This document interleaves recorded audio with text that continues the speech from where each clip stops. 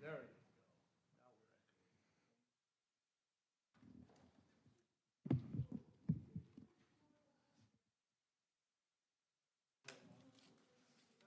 we're echoing.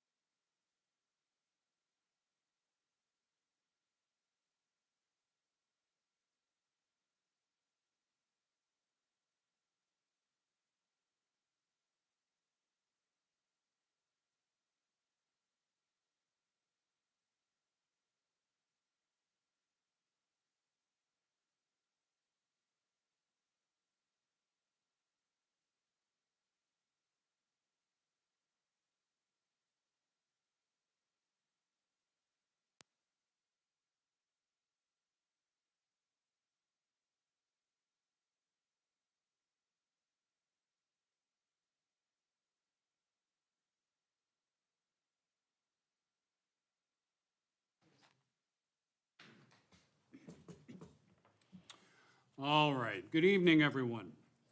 I'm going to call to order this meeting of the San Bernardino County Advisory Redistricting Commission for this evening, Tuesday, November 2nd, 2021. This evening, we're delighted to welcome Pastor Sylvia Lee Mann, who will lead us in the invocation and the Pledge of Allegiance. Dr. Mann is pastor and minister of music at Bethel Congregational Church, UCC of Ontario, California, as well as the artistic director of Bethel Arts. She is an internationally recognized composer, author, conductor, speaker, and performer, appearing with many musical ensembles in the Southern California area and across the country. Currently on the faculty at Chaffey College and St. Teresa Open Catholic Seminary, Dr. Mann has also served at California State University Dominguez Hills and Centenary College. She is the music director and conductor of the Southland Symphony Orchestra and popular guest conductor throughout Southern California. And Dr. Mann, having read all that, we're delighted you could find time to join us this evening. It just was an open evening, you know? I had to find something to do. If you'll please join me in an attitude of prayer. Holy One, you are known by many names, and you are beyond all names. We ask that your spirit of life, of love and community and justice show mercy upon us this evening and help us to focus on the work before us. We ask your blessings on these people who have been called to lead our community and your blessings on the community in which we live and we work and we play. Help us to look to the past with gratitude and the future with hope. Help us to act with character and conviction. Help us to listen with understanding and goodwill, and to speak with charity and restraint. Give us a spirit of service. We remember those who have gone before us, and we look forward to building a future better than they had known in the past. Inspire in us a vision that we may labor for things beyond ourselves. Make us unafraid of hopes and dreams, and release us from cynicism and despair. Help us to see the humanity and the dignity of those who disagree with us, and to treat all persons, no matter how weak or how poor, with the reverence your creation deserves. Teach us to be realistic about our limitations, but never to lose hope in our potential. Grant us the wisdom and courage to know and do what is right and good and true. And finally, renew us with the strength of your presence and the joy of helping to build a community worthy of every human person. This we pray in the name of all that we hold sacred and holy, all that we hold good and right and true. Amen. And now please join me in the Pledge of Allegiance. Ready? Begin. I pledge allegiance to the flag of the United States of America and to the republic for which it stands, one nation, under God, indivisible, with liberty and justice for all.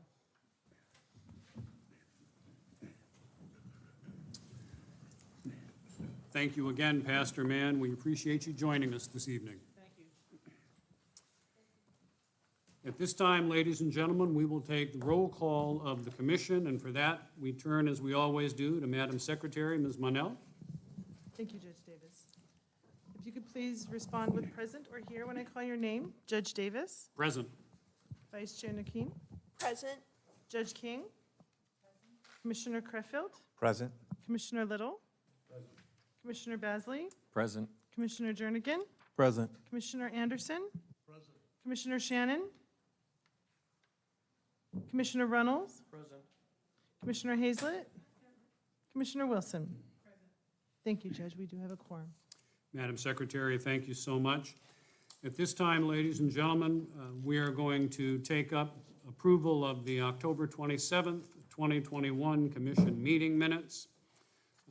We have had an opportunity to review those minutes. I will be abstaining from any vote in as much as I did not attend that meeting on October 27th. Madam Secretary, do we have any requests for public comment on this item? We do not, Judge. Do we have a motion then to so approve those minutes of the October 27th, 2021 meeting? So moved. Do I have a second? Second. We have a motion and a second. All in favor, say aye. Aye. Aye. Any opposed? And again, the chair abstains. That motion carries. The minutes are so approved. The next item on the agenda now is item number 2. Mr. Fabian Valdez Jr. and Mr. Matt Rexroad from Redistricting Insights are going to be joining us virtually this evening and are going to provide current supervisorial districts for review and possible modification.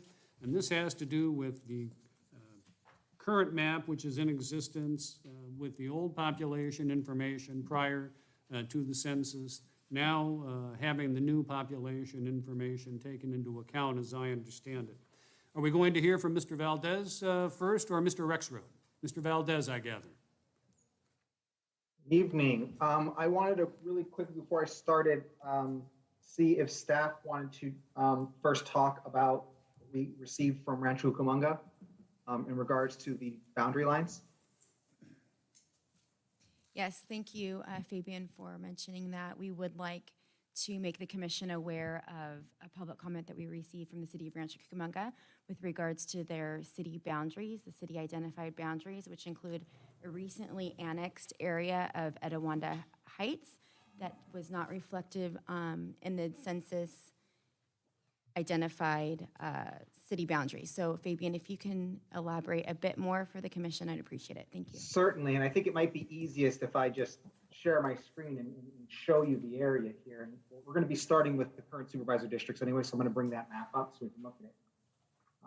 The area that we're speaking of, zoom a little closer here so we can see it, is basically this area right here. And hopefully you can see my cursor. And I can also highlight the areas for you to see a little better. It's basically this area here. This was after the census was completed, this area was annexed. And so the census did not have this in their geography for the municipal boundary lines. You can see the municipal boundary lines are kind of this dotted line here. And so essentially, if we were to have the current lines, it would come up and grab this portion here. I did look at this and how it affects any of the maps that have already been completed and voted on to be moved toward the board. Both King V3, which we're now calling Commission Map 1, I believe, and then Commission Map 2, which was the public submission 1_1. Neither of them splits this area out from Rancho Cucamonga. The current supervisor districts, as you can see, I have it currently up right now, does not split this area out from Rancho Cucamonga, so it does keep it intact. And I want to also point out that Commissioner Judge King, she had actually spent a good deal of time making sure that we kept this area with the city of Rancho Cucamonga, all this area up in the north, when we were drawing maps. So it was on our radar. We just didn't know that it was part of boundaries until we were told by the public comment.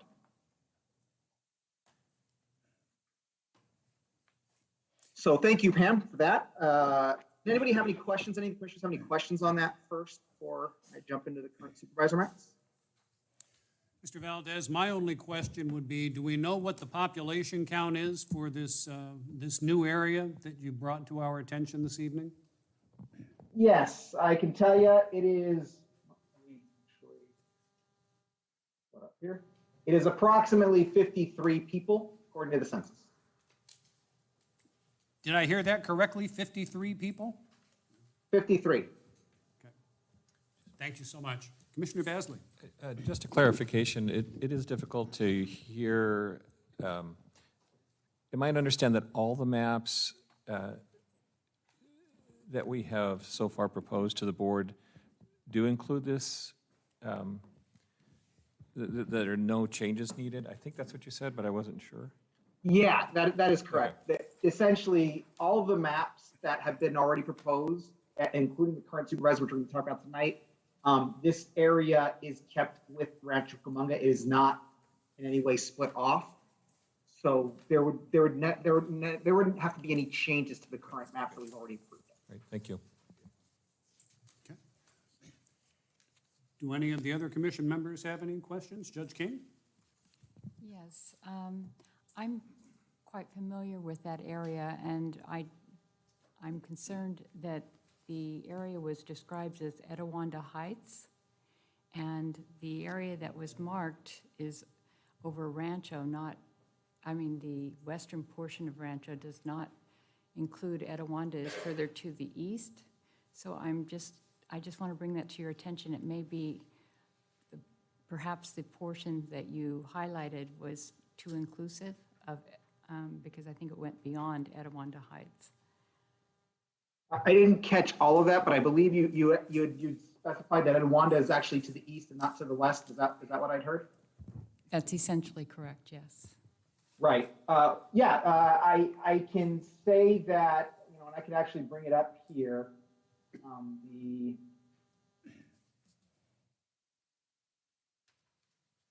Gotta find the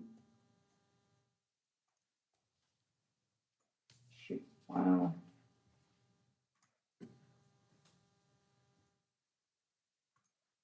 Oh, I'm sorry. You were right. I mistakenly grabbed the wrong area. It is this area here. And let me give you a correct number for I'd said 53 before. So let me give you a correct number for the number of people in this area. Okay. That's a little too much. Let me grab this section. Okay. So this is the area here. So thank you for bringing that up, Judge King. My mistake. It's 117 people. And this is the section of you can see the green lines here.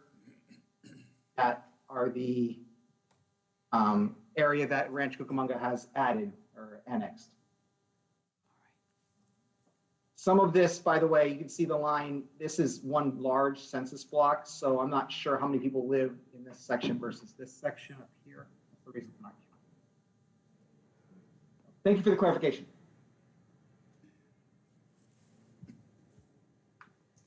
Any other questions or comments, Judge King, for Mr. Valdez? No. Any of the other commissioners have any questions before I ask the alternates? No?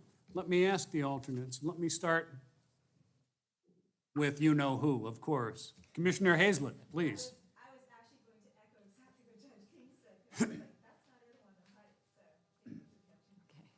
Of course. Commissioner Anderson, anything to inquire about? Commissioner Runnels.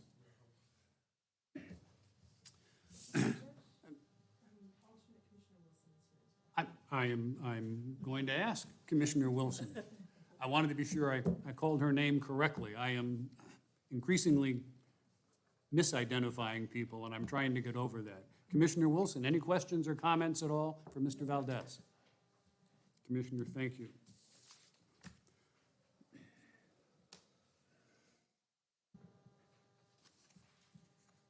So if there's no other questions on that, I'm going to jump into the current supervisor boundary map. Mr. Valdez, I apologize. I'm having some trouble hearing you. We're trying to get the volume increased a little bit here at this end. But could you? I can speak really loud if that helps. It would help me. I'll tell you what, I'll speak really loud. My dogs will look at me strange, but I can speak very loud, so that doesn't bother me at all. So these are the current supervisor boundaries. This is the map we have for the current supervisor boundaries.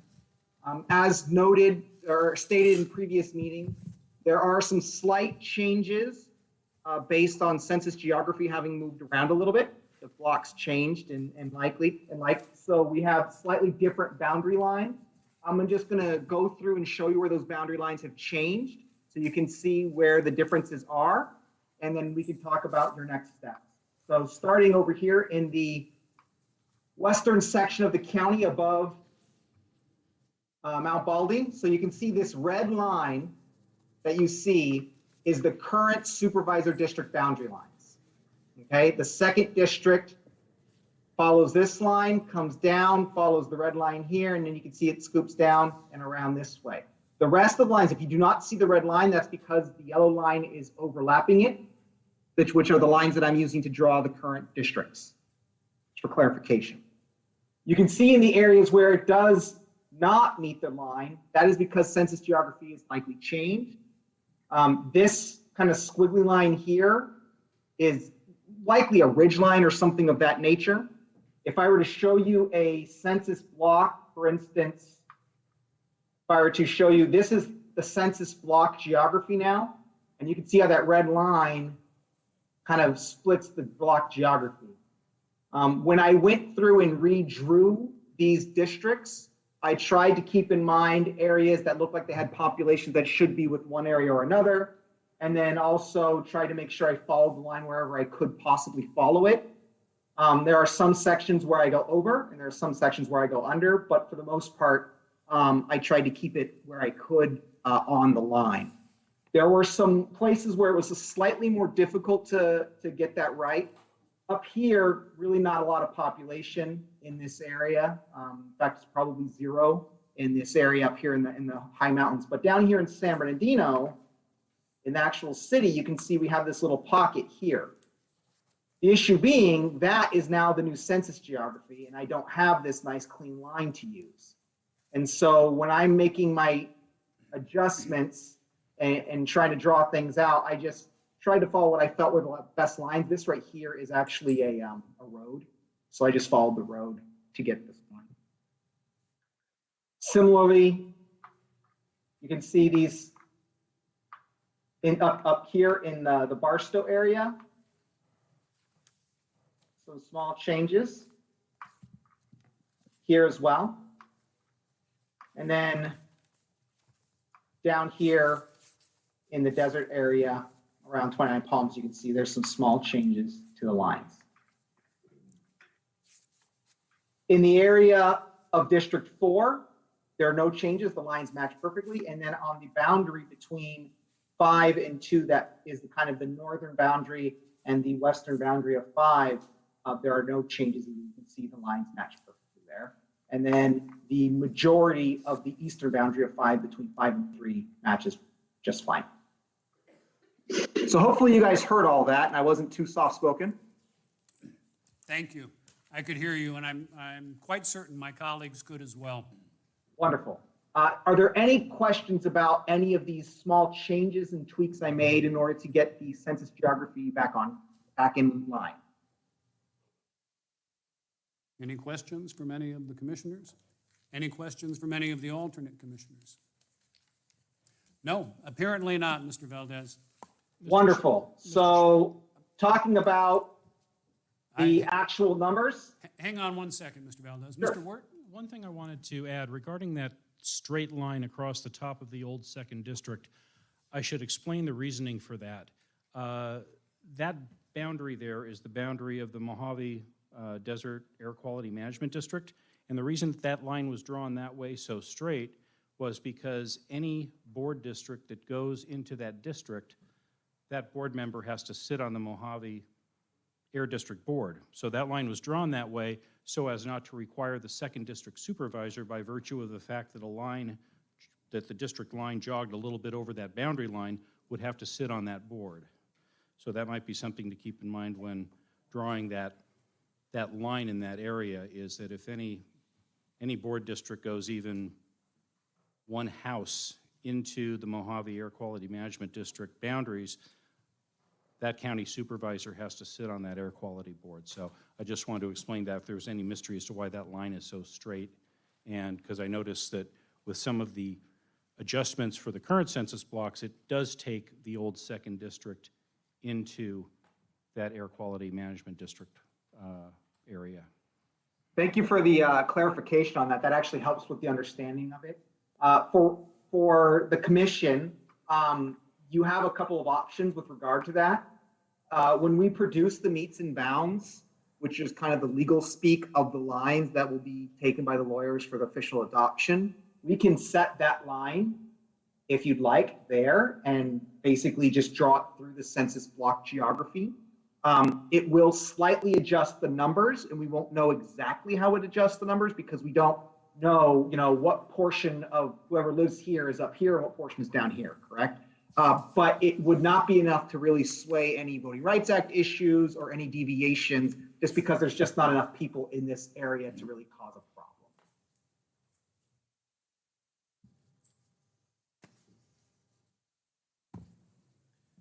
Since we're on the same issue, are any of the other three maps that we've proposed, do they have the same issues or not?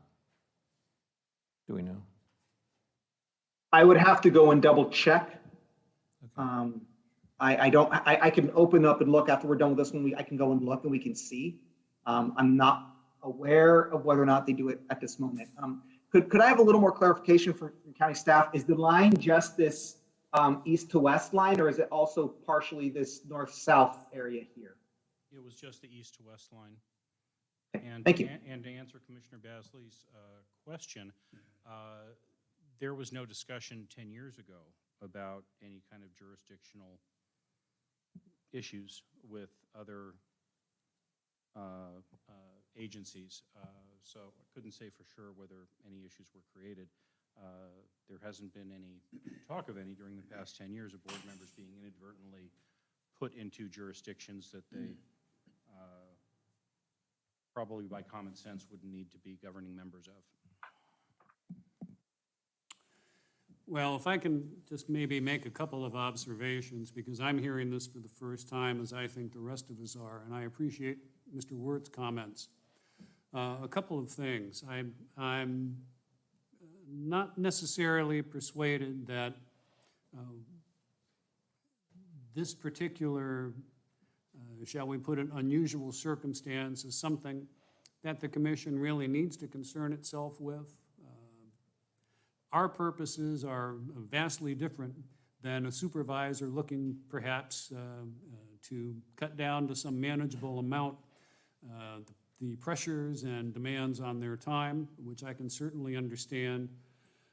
But it occurs to me that at the very least, even if the commissioner, the supervisor rather, would wind up being involved with that commission, they might perhaps be able to have a designee appear in their place or someone else that could do that. So I don't know that that's anything we ought to be concerned about. At the same time, given Mr. Valdez's comments,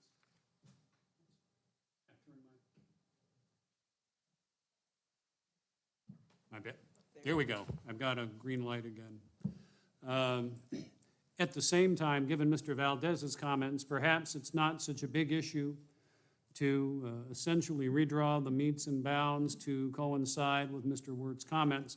But frankly, I'm not persuaded that it's worth the time and the effort, all things considered. But those are just my thoughts. I throw them out for my colleagues to agree with or disagree with, depending upon their views.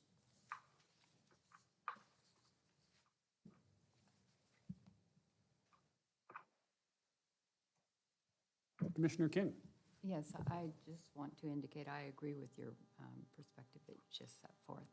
I don't think it's our concern. Yeah. Commissioner King, thank you. Any other comments from any of our colleagues up here? Any comments from any of the alternate commissioners? Ms. Hazlett, you're being very quiet this evening.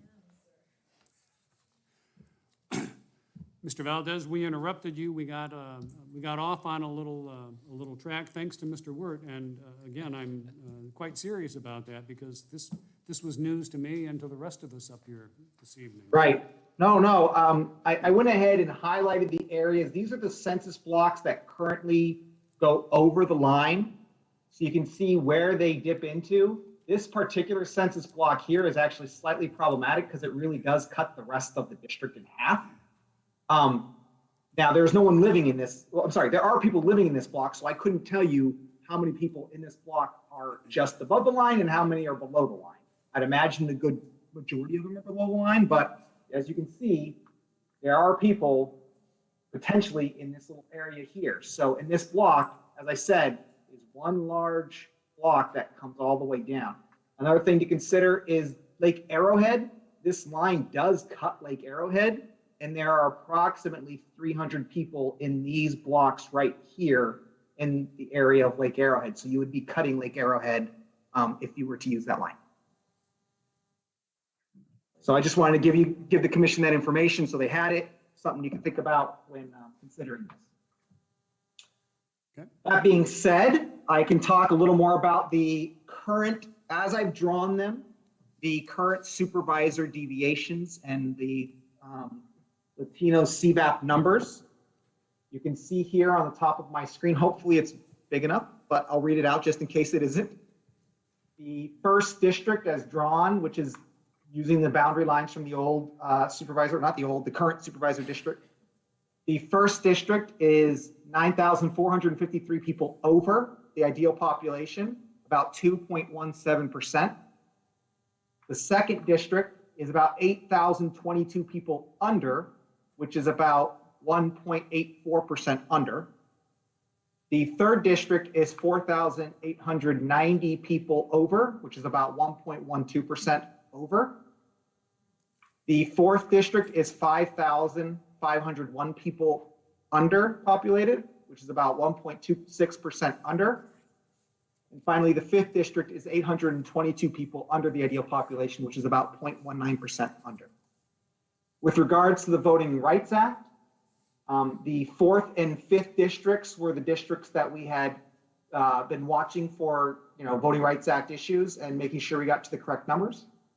The fifth district, as we have it here, is currently 63.4% Hispanic citizen voting age population. And the fourth district is 50.73% Hispanic citizen voting age population.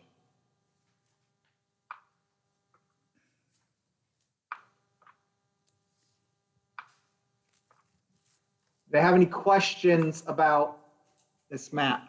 Any further questions, rather? I have one. Yes, Commissioner Jernigan. What is the total deviation from the old map to the new map? Are you saying what's the deviation of this current map as we have it drawn? Versus the old, before you redrew it? The additions that you made based on that? Well, I don't have a deviation before I redrew it because the census geography has changed. So all I can give you is the number as it's basically been redrawn. Everything else is an approximation based on splitting census blocks, so it's not an accurate number. It's more of like a very educated guess. Okay, what's a very educated guess? Let me see. I think we provided that to the commission earlier in the process. Let me see if I can pull it up if you give me a moment to find it.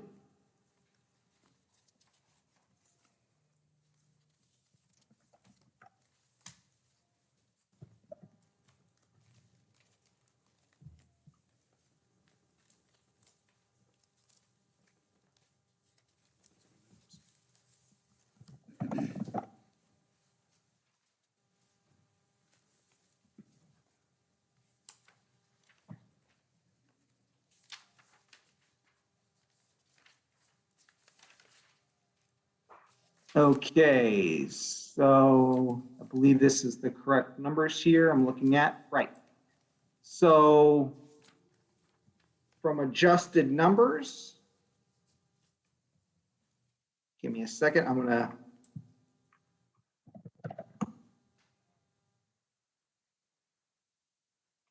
give you the deviation from the adjusted numbers. So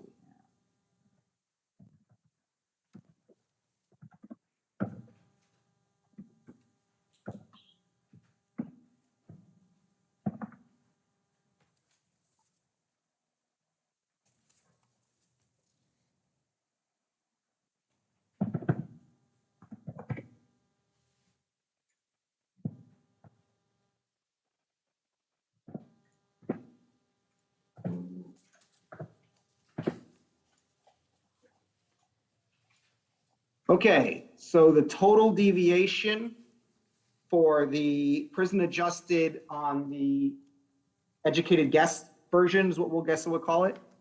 Let me get this into a percentage format. So the highest percentage would have been the first district, so because it doesn't change much from this. So the first district is still 2.18% over, and the lowest would be the second at 1.87% under. So the difference between the two would be just about 4% total deviation, about 4.05%, 4.05% total deviation in the educated guess version. In the redrawn version, it would be 4.03% total deviation. So Does virtually that answer the identical. question that you had? Virtually identical. I want to make sure I got it correctly. I apologize, I spoke over my colleague, but Mr. Valdez, it sounds to me like those numbers are virtually identical. Would that be a fair assessment? Yes, that they're very, very, very close. Yes. So at this time, I'd like to make a motion. Okay. I move that we submit this to the supervisors for information only, so they can have it as a point of reference to review what the old map looks like versus any new maps we might want to submit. I would second that motion. We have a motion by Commissioner Jernigan and a second by Commissioner Basley. Any further comments? Yes, I'd like discussion, please. Commissioner King, please. Because I'm not certain why we would submit it to them for information's sake. I'm curious what the justification is. Because originally, the reason why we brought this map to the table was it was asked that we have a starting point or a baseline so that the supervisors will actually see exactly where they are currently versus the maps that we're going to be submitting for them for approval. And we had pretty much deadlocked on, at our last meeting, with this particular map, that we didn't reject it, nor did we accept it. But by submitting to them for information only, at least they can review it. All right. I don't think that I'm not certain how submission for information only will be construed. And our role is to submit maps for their consideration, maps that comply with the federal requirements as well as the state requirements. And based on our discussion that we had at the last meeting, I don't think this complies with the state requirements. And so I'm concerned about submitting it to them and having them construe it as our endorsement of it. But we can put a caveat and make sure that everyone understands, supervisors, that we are not endorsing this map for approval, but only for information only. Because I think it's important to remember that there are 4 separate cities that are split in this map. One very significantly, Fontana, concerning which we received a great deal of testimony from the public objecting to that, as well as splits the mountain communities, which I know we've received some public testimony consistent with splitting them, but most, by far and away, the vast majority of the public input has been to keep the mountain communities together, consistent with what the state redistricting committee did the last time around for those reasons. So I want to make certain that if it's sent to them for information purposes, it's strictly limited for that purpose. Commissioner, thank you. Commissioner Little, did you have a comment? You Well, you look like you do. Yeah, I do. I'm worried about a few things, just to speak globally. One is I think it's okay if we approve more than 2 maps. So if we find a map that meets the criteria that is a legal map in terms of the 7 or so criteria we're supposed to take into account, equality of population, communities of interest, Voting Rights Act, that's not in order, and so forth, that I'm perfectly comfortable approving that and having the Board of Supervisors consider it. And perhaps we rank maps, perhaps we don't, perhaps we give them 2 maps, perhaps we give them 5. What I'm worried about is giving them one excellent map, which we have from Judge King, and giving them alternatives that aren't of similar quality or stature, so it doesn't really give the board a choice. Of course, stipulating that they can throw out everything we do and do whatever they want. But, so if I come across a map that seems to be of reasonable quality, I'm happy to approve it for all purposes, not just for consideration, and would in this case. We received, we received testimony up north that was divided. I would say the majority was in favor of keeping the Mountain District together. By the way, I'm going to limit my comments here to District 2, which is what I'm familiar with. I'd be curious what people think of.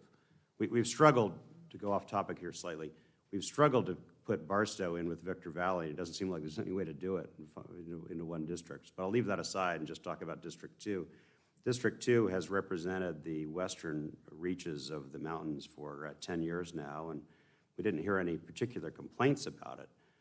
We did hear some testimony, and there's some in our packet today about from mountain folks asking to divide the mountains. I would say the mountains would be at most 15 or 17% of a single supervisorial district, and that's something that, this is a be careful what you ask for. If you are ignored by that supervisor, you have nowhere else to turn. The other comment I made last week is that I think it's important to have rural unincorporated areas in as many districts as possible, and as many districts as possible is 3. You can't really get too much unincorporated, certainly rural areas, into 4 and 5.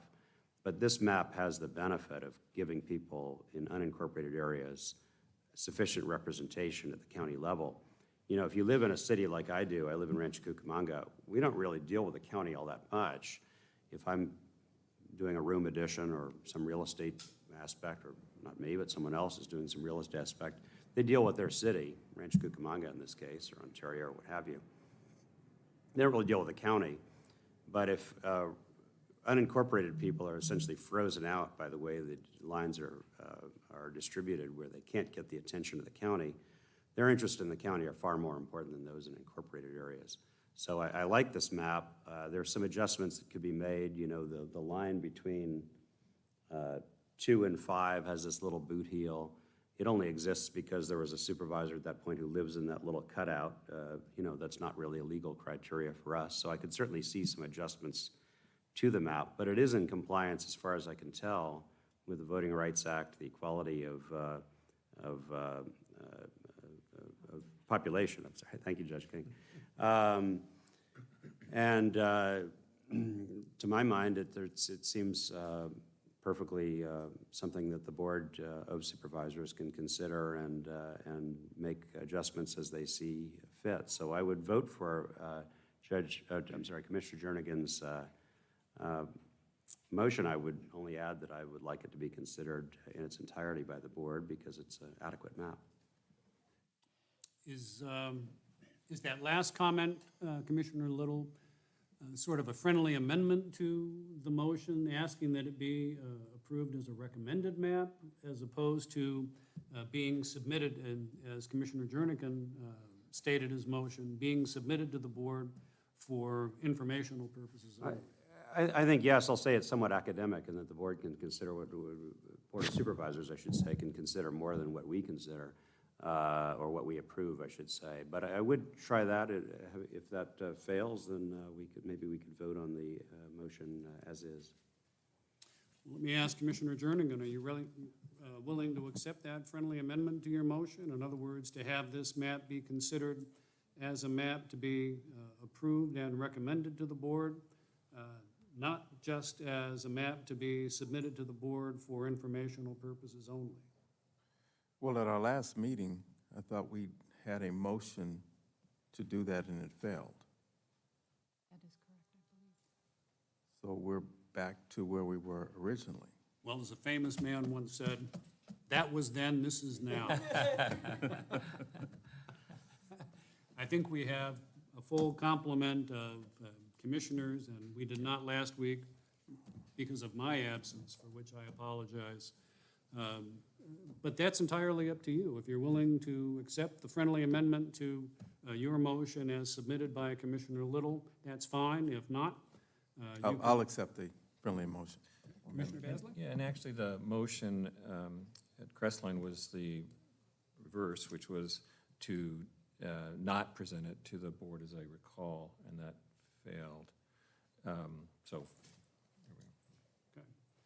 Madam Secretary, are we keeping this clear enough for your purposes, or do we need to have the motion restated? I think with the friendly motion, if I could ask Commissioner Jernigan, is the motion to refer the map to the Board of Supervisors for consideration? Yes. And I'll amend, I'll go along with that amendment as a second. So we have the same movement and the same second, the movement being Commissioner Jernigan, the second by Commissioner Basley. Any further discussion I definitely want to discuss this further. Commissioner King, please. The Fair Map Act, the legislature modified the Fair Map Act recently, as I'm sure we're all familiar with, making the criteria that must be looked to mandatory, not discretionary as it used to be. And using very mandatory language throughout, saying you shall do this, you shall do that, you shall do this. They also ranked the criteria that we must consider in priority ranking. And this particular map splits 4 separate cities. It splits Fontana egregiously, as we all heard from the testimony of so many people when we had the meeting in Fontana. So it splits 4 cities, and is it necessary? Is it the code requires, to the extent practicable, you must respect city lines. We have that obligation. We can come up with a map. We have come up and approved 2 maps that only split 2 cities. So to recommend to the board one that splits 4 cities doesn't make sense to me at all, and doesn't seem that we're following through with our commitment. Additionally, the mountain communities, the vast majority of the public input was consistent with, as I previously said, the communities of interest being similar and being together, not considering specifically the politics of it, but when you look to the election code section, it says, it's very high on the list of priorities that you do not split communities of interest. I don't think anybody would maintain that the western part of the mountains is not a community of interest with the eastern part of the mountains. All indications are that it is. And I think if we submit this map, looking at the legislative history, that the legislature obviously is trying to make certain that redistricting is done in accordance with their priority as they set it forth, and that it previously wasn't done that way 10 years ago, and that's why they had to revamp it. I think it's likely if we recommend this that's not consistent in a number of ways, that it's going to be legitimately inferred that there was some political motivation for this submission. And I certainly don't want that to be the case either. And indeed, the Fair Maps Act very specifically precludes any boundaries that are set with consideration for political party or for political purposes. Commissioner King, thank you for those comments. Any further comments from any of my colleagues on the dais? Commissioner Niquin, please. I'm very interested in what Commissioner Little said in the fact that at the county level, your unincorporated areas are going to get most of their services from the county. So I was just curious if we could look at the maps we've already recommended, and what those look like with that consideration before we move forth on a vote for this map, because that to me is very important for people that that receive more of their services from county than a city. Commissioner, are you limiting that request to county services that are provided solely in unincorporated areas as opposed to county services that may be contracted for by various contracting cities? Yes, I'm more the outer lying areas that would get a majority of their services from the county. Just curious what the other maps look like, basically. Mr. Valdez, let me ask you, is there some way for you to quantify that, perhaps, with the maps and information that you have available to you?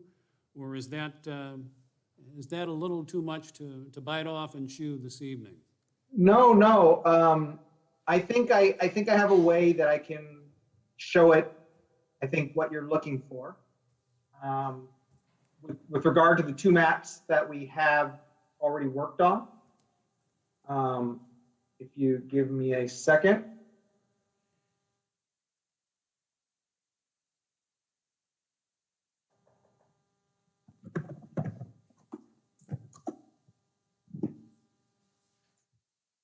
And then I will.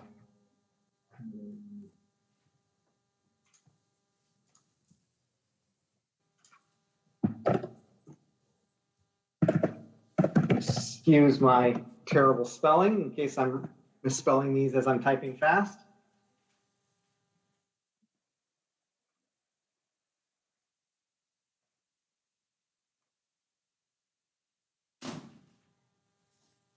All right, so I'm going to turn this off just for a moment so we can see this. This is Commission Map 2, which was formerly called Public Submission 1_1, I believe. And now it's Commission Map 2. And you can see here, it looks like the 3rd district definitely has unincorporated. The 1st district definitely has unincorporated. And it looks like the 2nd district has a small part of Mount Baldy and some of the area above Rancho Cucamonga. So I'm not sure if that would quantify enough of an area to be considered also having unincorporated, but you can see the areas that it does have. Also, with regard to the question about the line, you can see the line is intact here, the air quality district line in this map. And in the first, which was originally called King_3, which we're now calling Commission Map 1, you can see here the 2nd district definitely has some unincorporated area. The 3rd district definitely has a lot of the unincorporated area, and the 1st district also has a lot. So there are 3 in this map as well. With regard to the line in this one, you can see it does have 2 supervisors would be in that are crossing the line. So you would basically have 3 full supervisors on that board that was referred to earlier, the air quality board. Does that help answer the question a little bit that was asked? Yes, it does. Thank you.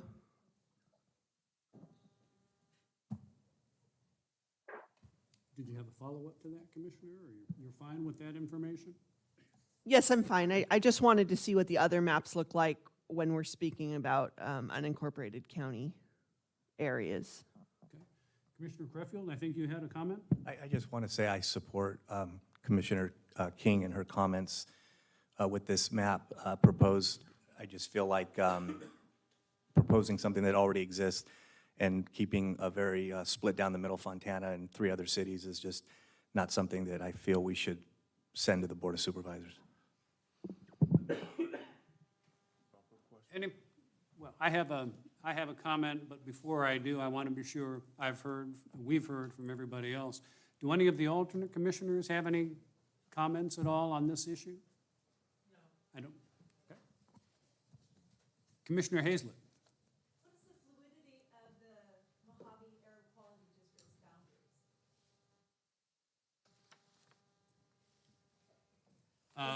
Are they capable of moving those boundaries so that there's not re-supervised? So I'm just. The Mojave Water District? No, the Mojave Air Quality District? that David brought forward as an issue. What is their capacity to move that and adjust their line? I don't think any of us here know the answer to that question this evening. I believe that's determined by state law. Who spoke? And I should add, I can't attest to whether that rule that was in place 10 years ago is still part of the Air District's charter. It may have been adjusted. I was merely explaining why that line was so oddly straight compared to the ones we were looking at today. All right. Just for the record, the voice you asked who spoke was Mr. Rex Rode, one of the consultants. Mr. Rexroad, thank you for speaking up. You sounded positively like the deity there for a minute. I had to call and be sure I knew who it was that was speaking. If only my children would have that sort of impact, that'd be great. I think Mr. Rexrod was using his Marine voice.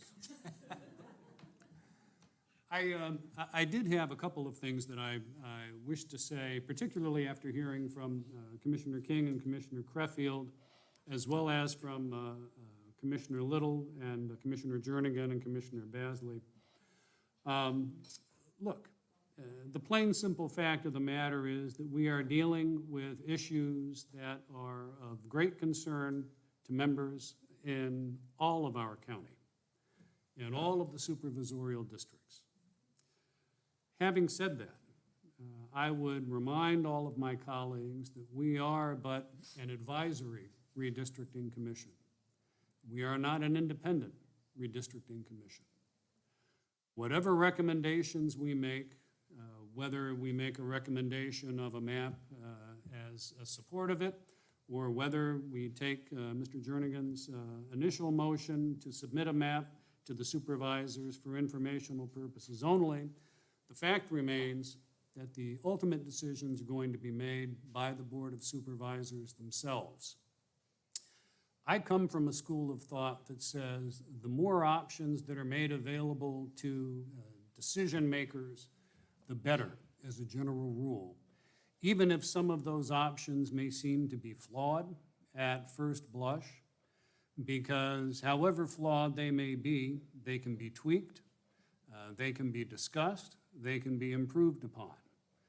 Certainly where there is collective discussion and deliberation, that is frequently the result. For those reasons, I don't share the concerns that Commissioners King and Creffield have, and I would say, frankly, that the commission, to the best of my knowledge, and all of its members, the commission has worked very long and hard not to be seen as some sort of a political tool of any or all of the Board of Supervisors. I can assure everyone in this room and everyone who may be watching that if I thought to the contrary for a moment, I would disassociate myself from this proceeding and from this commission in its entirety. And I have never felt that way. These are people that are working very hard, very conscientiously, and very thoroughly to do the best job that they have been asked to do for the Board of Supervisors at the end of the day. All that being said, we do have a motion before us. Commissioner Jernigan has reminded us again to call for the question. I think we've had sufficient discussion. I have asked if there was any further discussion, and now I see hands go up. Commissioner Anderson. I was waiting to get back around to my side. I just want to make sure I've got this completely right. This is a map of how things are now, with the lines the way they are. Even though you may want to recommend this for them to look at, what I don't understand is it goes against everything that we were told in the beginning to look for and look at. It's total opposite of what we're supposed to be doing. So I don't even understand why it's being considered. And that is just an opinion. But I mean, I just do not understand. Now this, and when you say recommending it for them to just look at, honestly, I think they're going to ask for this and staff will say, we just happen to have that. So why are we recommending something that's on file that they're going to look at anyway? Commissioner Anderson, thank you. If I may, I don't think I agree. It seems to comply with everything. It has, let's see, equality of districts. I think staff has suggested it complies with the Voting Rights Act. And then it goes to the California Fair Maps Act, which has 5 criteria. It does divide some cities, but I'd point out that that's the second to last criteria in the ranked order under the California Fair Maps Act, below communities of interest and below some other criteria. So it does seem to comply in every way and be an adequate, if not perfect map that I don't see any reason to exclude from consideration. Commissioner King, I thought I saw your hand. Yes. In response to your comments, we've had 17 meetings, I believe, something along that line. And the Board of Supervisors will have this in front of them, I believe, 3 meetings. We are supposed to be the workshop for this process and to consider the testimony from various places throughout the county. It's not contemplated, I don't believe, that that will all be redone. What we've done will be redone or readdressed by the Board of Supervisors. Anything we give them should meet the requirements and should not subject them to litigation because it fails to comply with the elections code. It should be in complete compliance to the extent that we can have something in complete compliance. And I don't think this map does that. The language is not ambiguous. It's very specific. It doesn't say, well, if you think a community of interest would be better off to have it split so that you have 2 supervisors because you think in the long run they're going to get heard more. The legislature doesn't give us that option. It specifically says that a community of interest is a population that shares common social and economic interests that should be included within a single supervisorial district for the purposes of its effective and fair representation. So the legislature has already determined that community of interests are not to be split for political purposes or for whatever consideration. They are to be together if we know that they exist. As well, it's very firm that you shall respect the boundaries of a city, if at all practicable. Well, it is far more practicable to do so than what this map represents. And I don't think in good faith we can put this in front of the Board of Supervisors as an option. Commissioner King, thank you. Any other comments? If not, then we have a motion, we have a second. Ms. Serber, did you have something? Ms. Manel? Just for the record about public comment. Oh, thank you for that reminder. Usually I hear that from Ms. Manel. Do we have any public comment on this issue? We do not, Judge. And I really appreciate the reminder. Thank you so much. All right, we have the motion seconded. We have heard quite a bit of discussion on the point.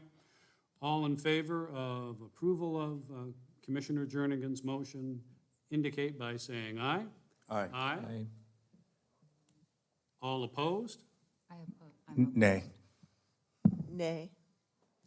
So I believe the count is 4-3. Should we call for a roll on the vote just to be sure? Please. Let us do that then. All in favor of approval of the motion by Commissioner Jernigan indicate by answering approve. Approve. Approve? Approve? And I'm approved. So we have 4 in favor. All in opposition indicate by saying opposed. Opposed. Oppose. Opposed.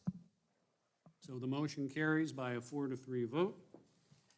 Judge Davis, if I could, for the record, Yes, ma'am. just state the commissioners on how they voted, if that would be okay? Yes, that would be fine. So I have, in favor of the motion, I have Commissioner Jernigan, Commissioner Basley, Commissioner Little, Commissioner Davis. And then opposed, Commissioner King, Commissioner Creffield, and Commissioner Nakane. That's correct. Thank you. That's correct. Okay. All right. Moving on now to agenda item number 3, I believe.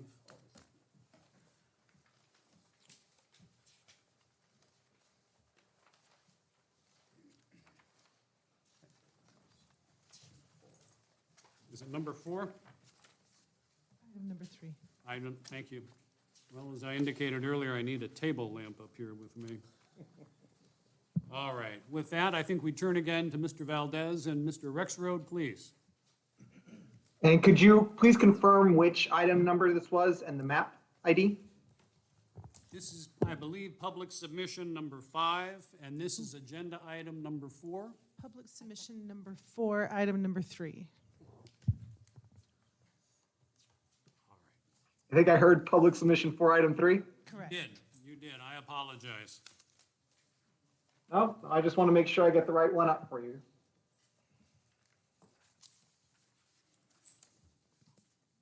So this here I'm bringing up now is public submission number 4. This was received, not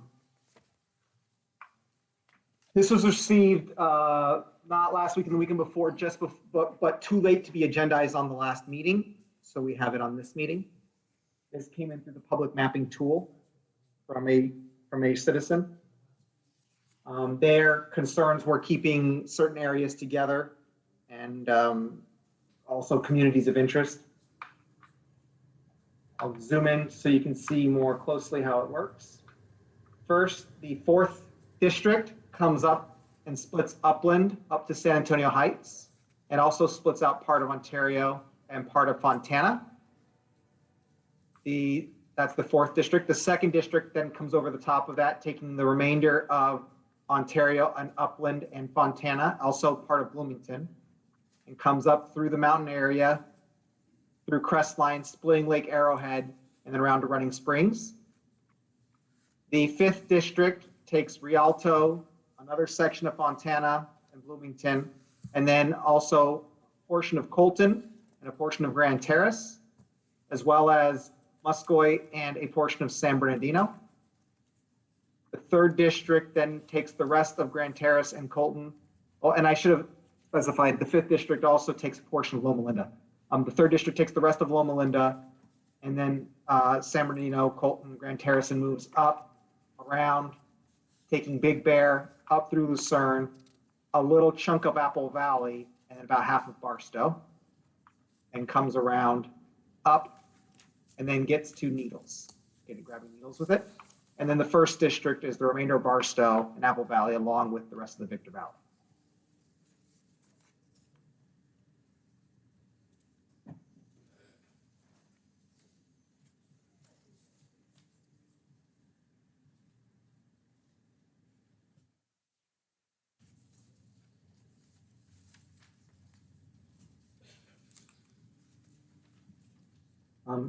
Also, I know I forgot to mention the 4th district in this map is 51.17% Hispanic citizen voting age population, and the 5th district is 61.4% Hispanic citizen voting age population. So they're both within the level that was asked to be hit by council, by the area council.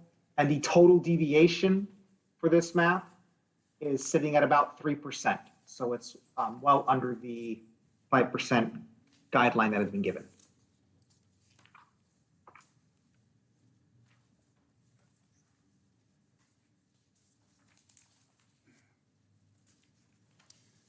Mr. Valdez, if I can ask again, can you tell me exactly how many cities are split in various supervisorial districts in this proposed map? I will list them out so you can have a better understanding. Barstow is split between 2 districts. Apple Valley is split between 2 districts. Lake Arrowhead is split between 2 districts. The city of San Bernardino is split between 3 districts. Loma Linda is split between 2 districts. Redlands is split between 2 districts. Grand Terrace is split between 2 districts. Colton is split between 2 districts. Fontana is split between 3 districts. Bloomington is split between 2 districts. Rialto is split between 2 districts. Ontario is split between 2 districts. And Upland is split between 2 districts. It might have been quicker of me to ask which cities are not split into various supervisorial districts, and I apologize for that.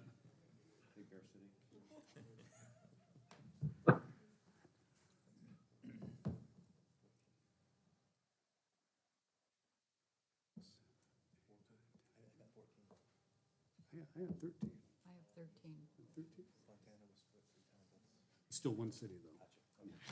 Some of those weren't cities. I realize some of those aren't cities. I just wanted to mention like town of Apple Valley. I wanted to mention all the areas that were considered. No, we appreciate that, Mr. Valdez, very much so. By our count, we have some 13 different cities and communities that are split into at least 2 supervisorial districts, some being split into 3.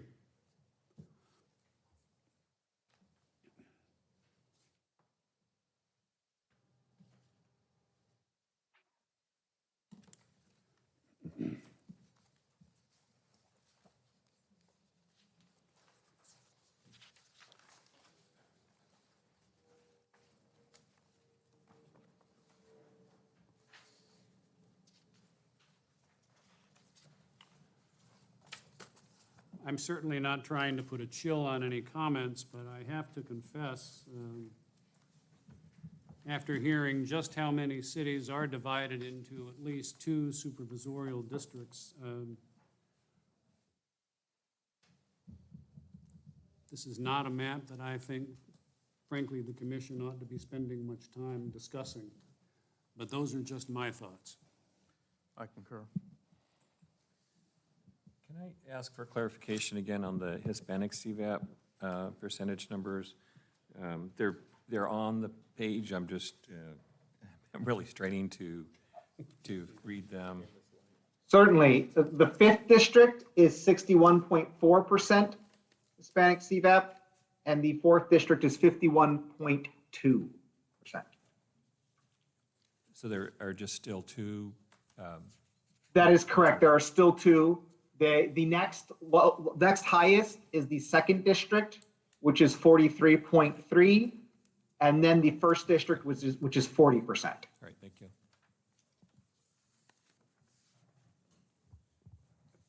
Judge, if I could add to what you said, I don't quite see where we split a city. There has to be some countervailing higher priority in the voting rights, or in the California Fair Maps Act, and I don't quite see the interior logic on this map.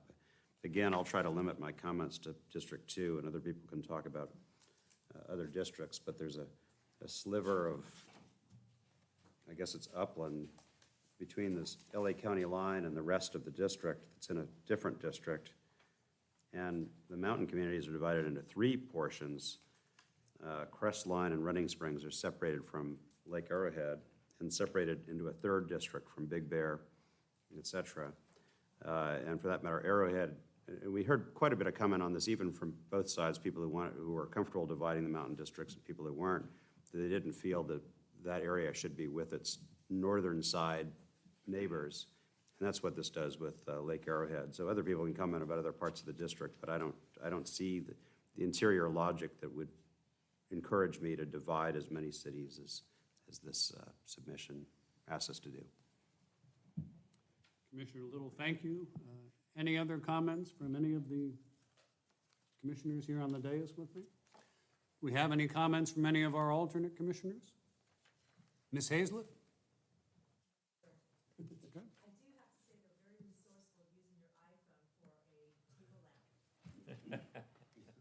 Okay. This is sadly more a reflection of my vision than it is my yanking ingenuity, so to speak.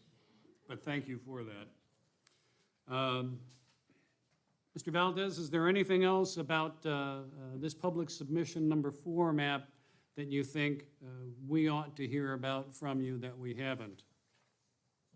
No, I think for what it's worth, this does accomplish some goals, especially with Voting Rights Act and with population deviation numbers.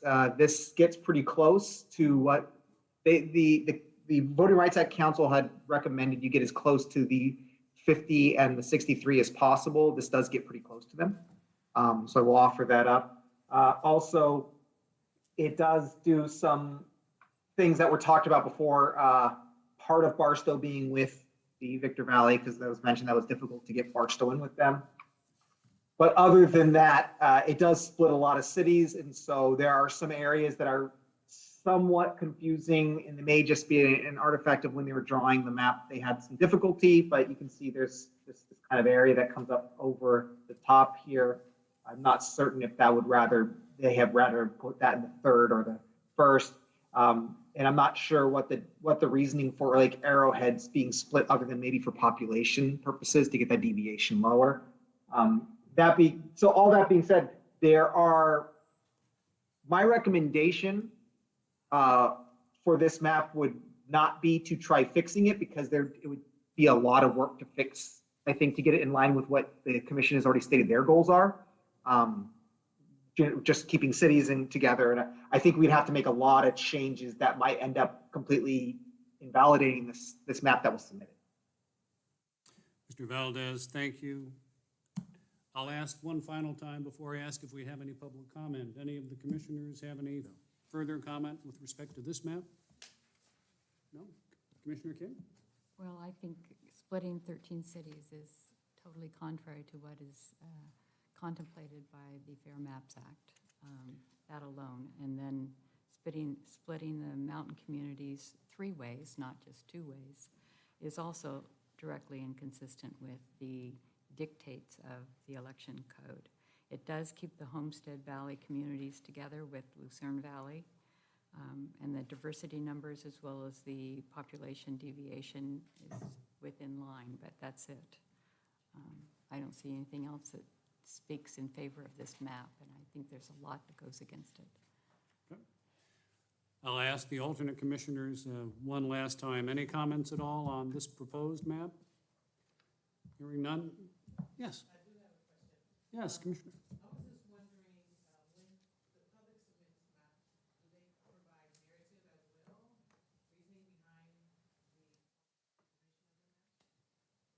Commissioner? Yes. They in fact, I heard the question being, does the public, when they submit map, provide their own reasoning? They do have an area for comments on the public submission map. Some groups, which will be getting to the next submission, some groups provide a full, breakdown with documentation and PDFs. But when people do some, non to those large activism groups, when they submit a line, they do provide comments. The comments on this one were keeping certain communities of interest together and trying to, run the map that way. That was basically the comment behind it. So I'm not certain what her communities of interest were, the person who submitted this, because they didn't specify what those communities were. They just said, keeping communities of interest together. And they'd also said trying to keep the map close to what the current map was.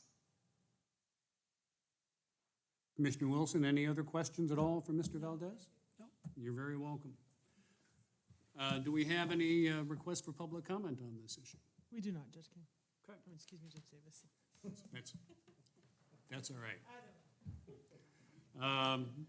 All that being said, then what I would do is move that we not further discuss nor recommend this particular map, public submission number 4, for recommendation to the Board of Supervisors for the reasons that we have all previously stated.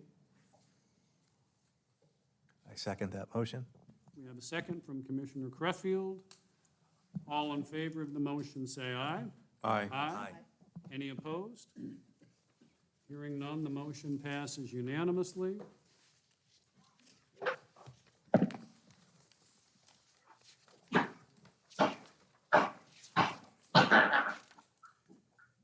Next is number 4 on our agenda. This is the map public submission number 5.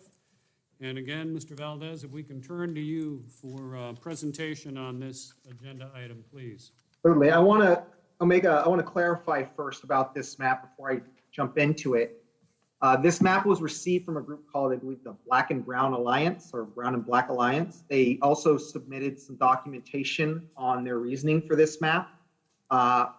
When we had originally received it, we received only PDFs of this map, and we were worried we weren't going to have time to get the shapefiles from the group in order to have a full understanding of what they wanted. So I ended up drawing the map based on the PDFs that were received.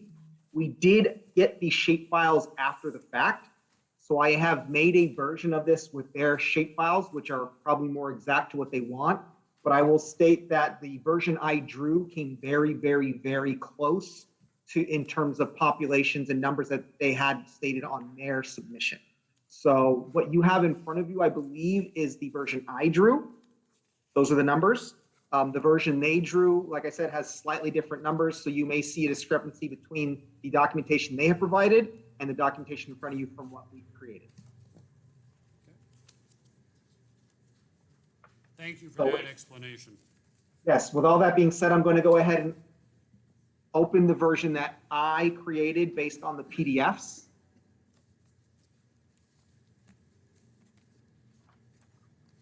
And I will start with, again, the 4th district. This 4th district appears to be the same as the current 4th district, splitting upland and then moving down the Rancho Cucamonga line and into Ontario. The 2nd district takes the remainder of upland and San Antonio Heights, a portion of Rancho Cucamonga, it is split here, a portion of Fontana, and then Bloomington and the southern tip of Rialto. The 5th district takes the city of San Bernardino, the rest of Rialto, and the city of Colton north of the 215. It does split the city of Colton at the 215, but it appears to keep the rest of San Bernardino whole. The 3rd district takes the rest of Colton, as well as, excuse me, moving out to the Morongo Basin, taking all of the mountain communities, as well as the northern portion of Rancho Cucamonga, including the newly annexed Etiwanda Heights area and the northern portion of Fontana. It also comes up through Pinion Hills and Phelan and Wrightwood. But it does not go into Barstow, as you can see here. It stays out of Barstow. And then the 1st district takes the rest of the Victor Valley through Barstow and then around over to Needles and down to Big River. The overall deviation on this map, total deviation on this map, is about 7.5%, I think 7.6% total deviation. So a bit over the 5% goal. And the Latino CVAP numbers, the 2nd district is 51.74% Hispanic CVAP. So it becomes in what we call a majority-minority district, the 2nd district. The 4th district is 50.73% Hispanic citizen voting age population. And the 5th district is 59.2% Hispanic CVAP. So they're offering in this map 3 majority-minority districts by Hispanic CVAP.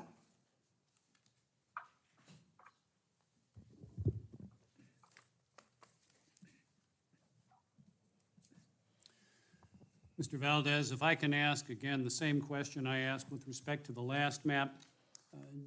Can you tell us what cities are divided into at least 2 supervisorial districts under this proposed map?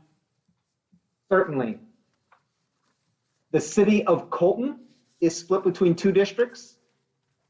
The city of Rialto is split between 2 districts. And I know recently somebody had mentioned Bloomington was recently annexed by Rialto. I think I've heard that.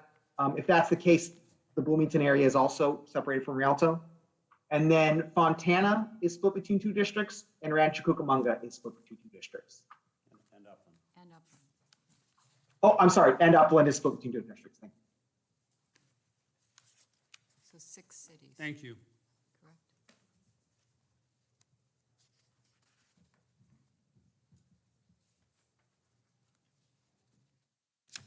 I do have a question. Yes, Commissioner Jernigan. Because this map was submitted by a public entity, can we actually act on it with the, maybe the small differences that they had submitted?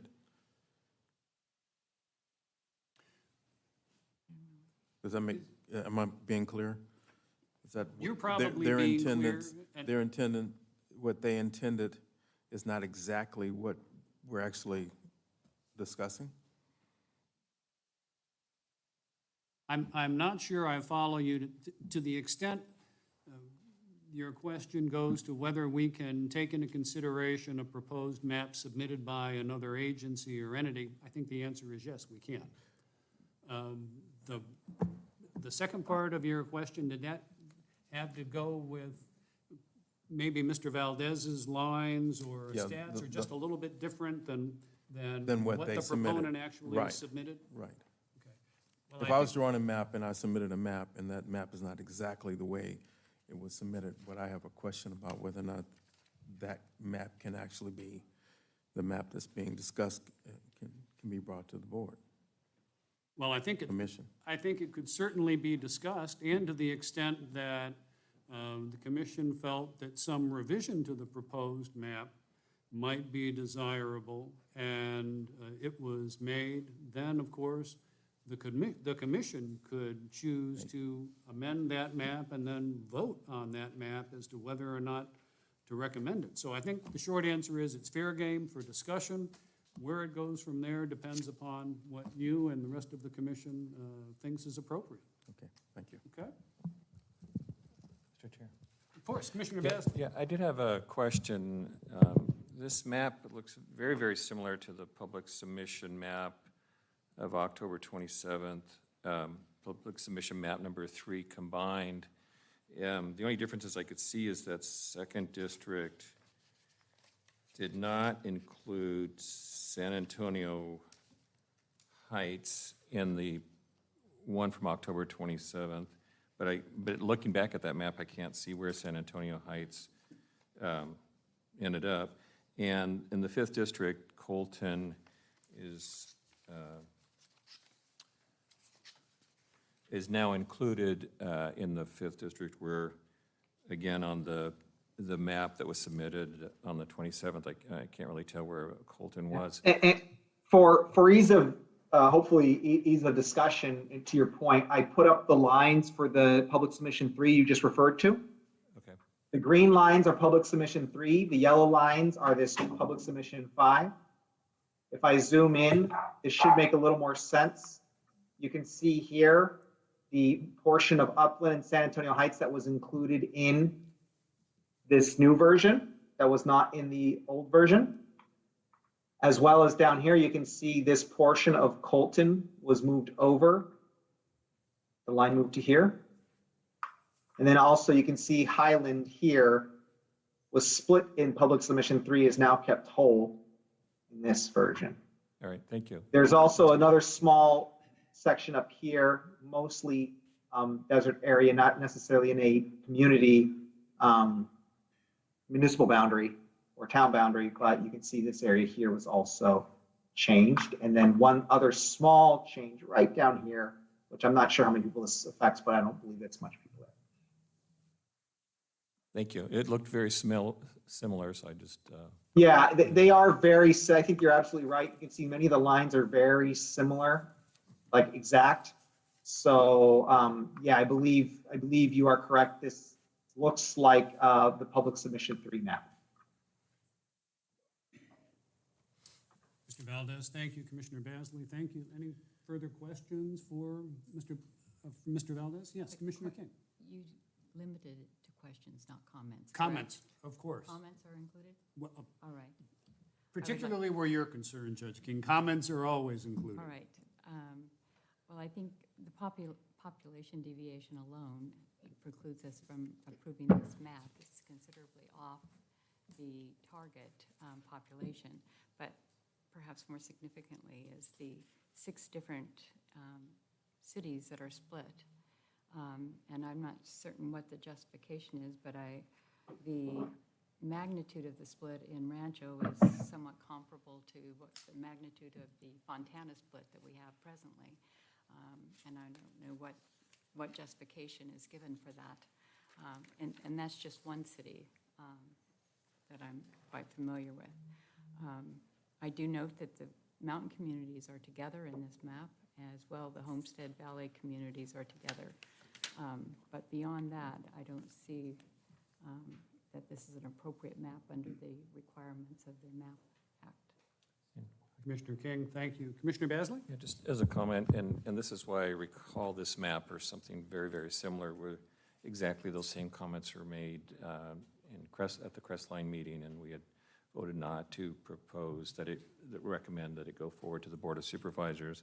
And one of the reasons I remember is I asked County Council specifically about the CVAP issue. This was an attempt to have 3 majority minority districts.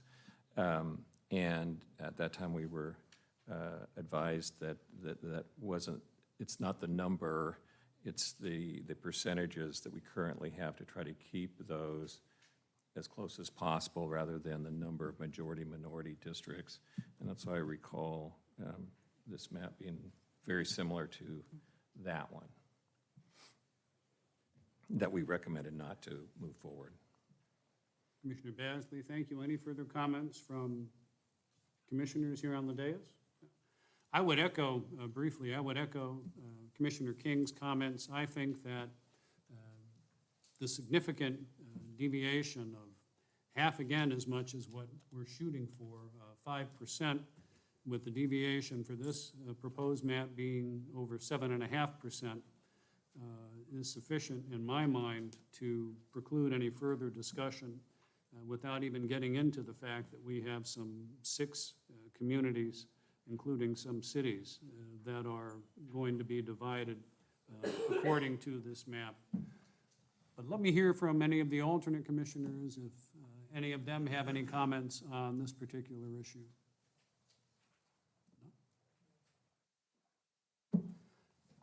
Madam Secretary, do we have any? We do, and you brought the blue folder up for this. We have some requests for public comments.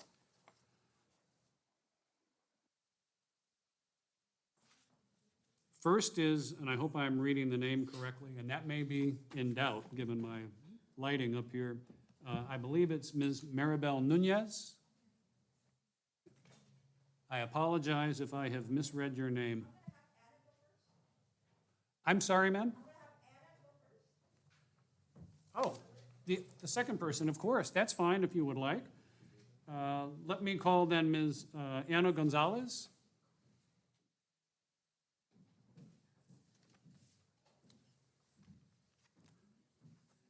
And Ms. Gonzalez, good evening, ma'am. Thank you for joining us.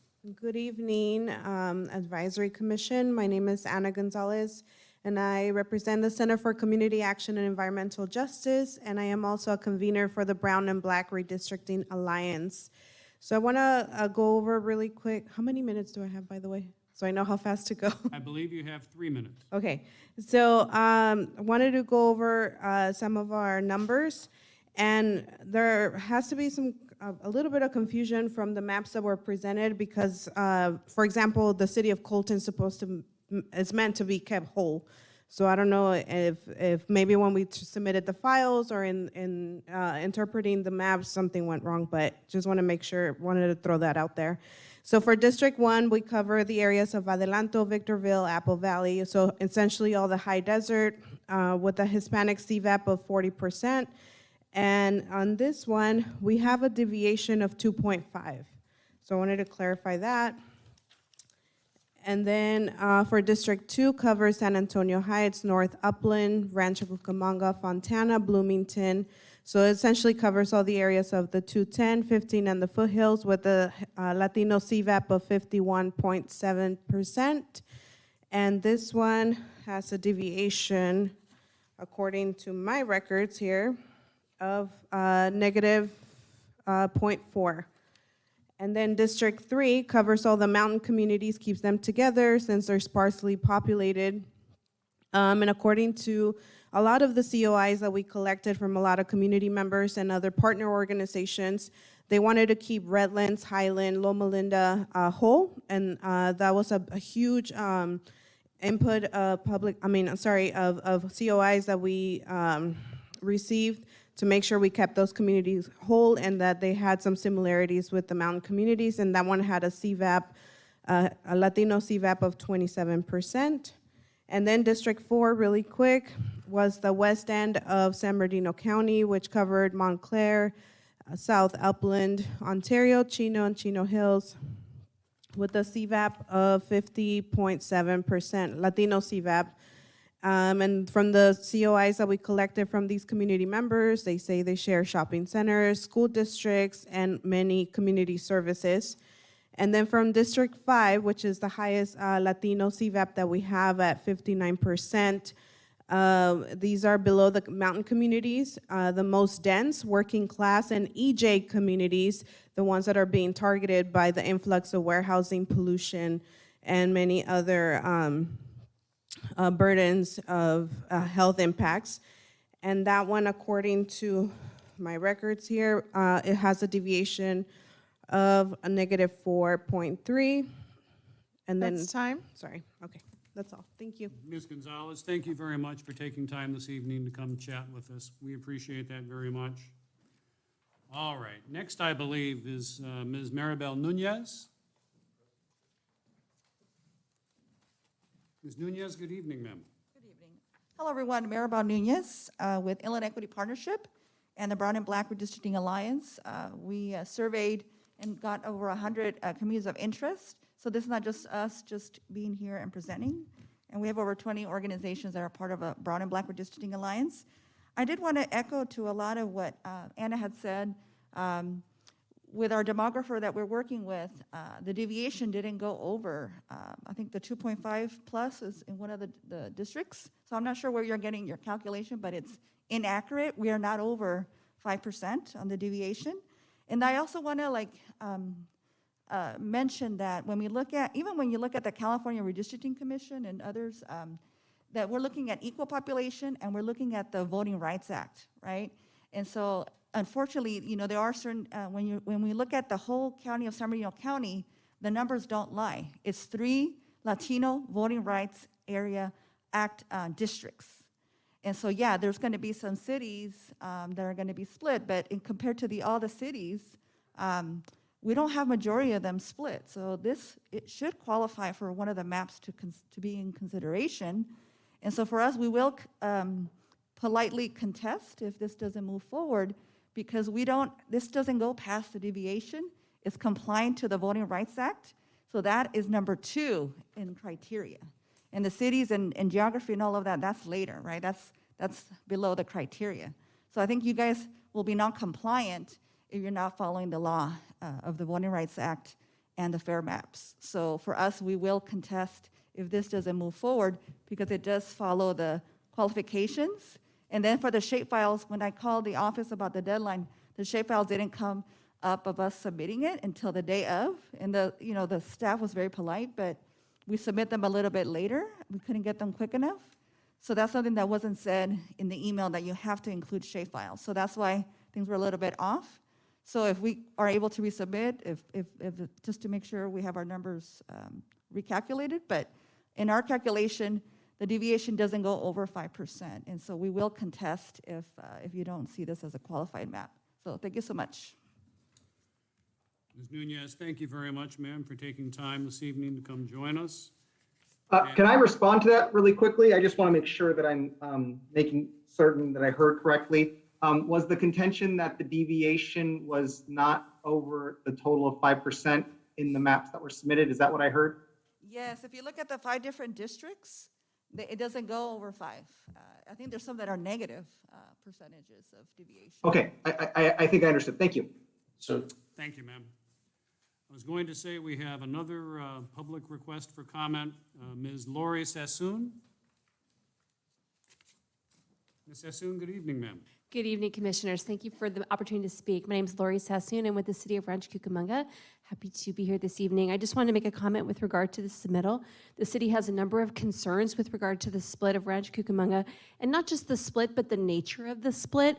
Just looking at the map here, that northern boundary of the city is split along very unusual lines, clearly dividing some of our communities of interest, including Alta Loma School District, our historic Alta Loma communities, Etiwanda. It's very odd. It's a very strange boundary.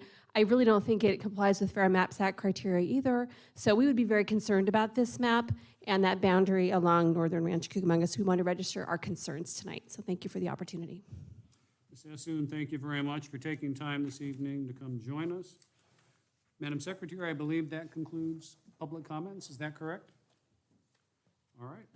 Mr. Chairman. Commissioner Besley, yes. Yeah, I believe the consultant Mr. Rhodes wanted to explain the deviation and how he arrived at that deviation. Yeah, If you could. I gladly, thank you. So a couple things. I have up on the screen now, this is the shape files that was by the Brown and Black Alliance that were submitted to us. So this is their version. I went ahead, I did load their version as well. The reason I didn't bring their version up is because the version I drew was what you received in your packet. So I want to make sure we're apples to apples. But this is the actual version that was submitted with their shape files loaded into the system. There's a couple things I wanted to mention. First, in the shape files, the city of Colton is indeed split. You can see here it's split along the 215. There might have been some confusion because the city of Colton wraps completely around this Grand Terrace. And so there might have been some confusion that this might have been the eastern boundary of Colton, but in the shape files we received, it does indeed take a portion of Colton and split it.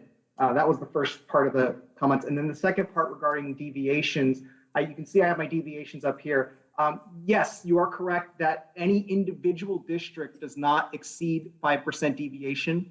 The goal of the commission, as stated from council, however, is to get the total deviation to under 5%. And what total deviation refers to is the difference between the lowest negative and the highest positive number. So if you have a negative 4.3 and a positive 3.5, your total deviation is 7.8. That's negative to positive. So that's what we're referring to when we're talking about the deviation being over 5%. So hopefully that helps clear up a little bit about the confusion there. Mr. Valdez, thank you for that. I think we all are grateful for that information. We have no further public comments on that. At this point, perhaps we could have a motion if, I don't believe we've already made a motion. So let's perhaps entertain, and I would make the motion, maybe just to save time, that the commission not spend any further time discussing or approving the map, which is referred to as public submission number 5, agenda item number 4 on this evening's calendar for the reasons previously stated, but I'll summarize. 1, the total deviation is 50% over what we have been looking to achieve, and 2, we have not 2 or 4, but 6 different communities that are split into different supervisorial districts. That would be my motion. I'll second that motion. We have a second from Commissioner Basley. All in favor of the motion, say aye. Aye. Aye. Any opposed? Hearing none, the motion passes unanimously.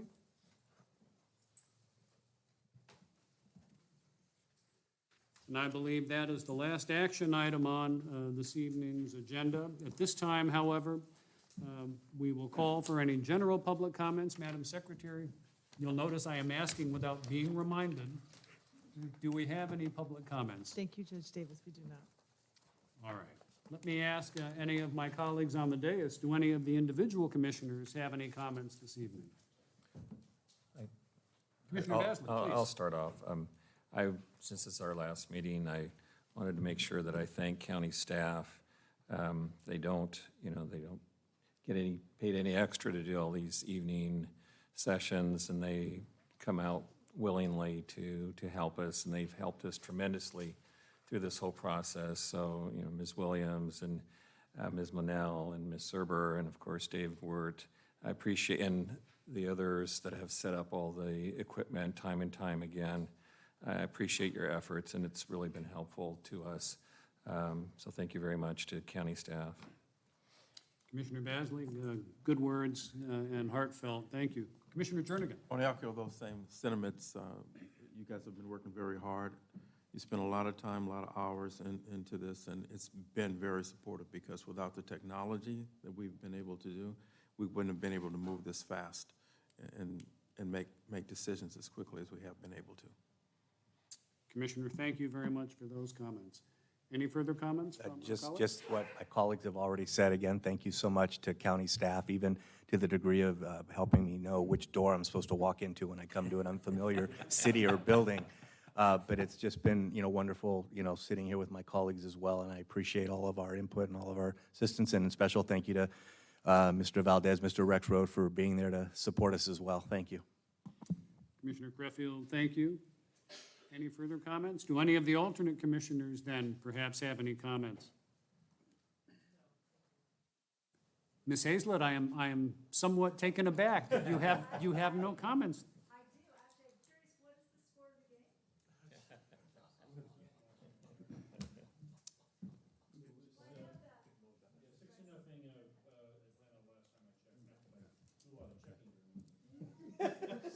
Commissioner Hazlett.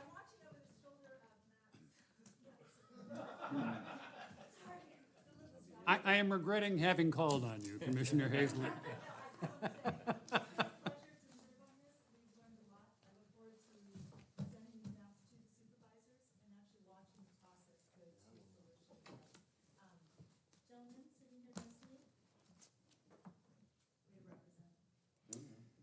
If I can take just a brief moment, I am going to echo a lot of the comments that have been made. Staff have been wonderful.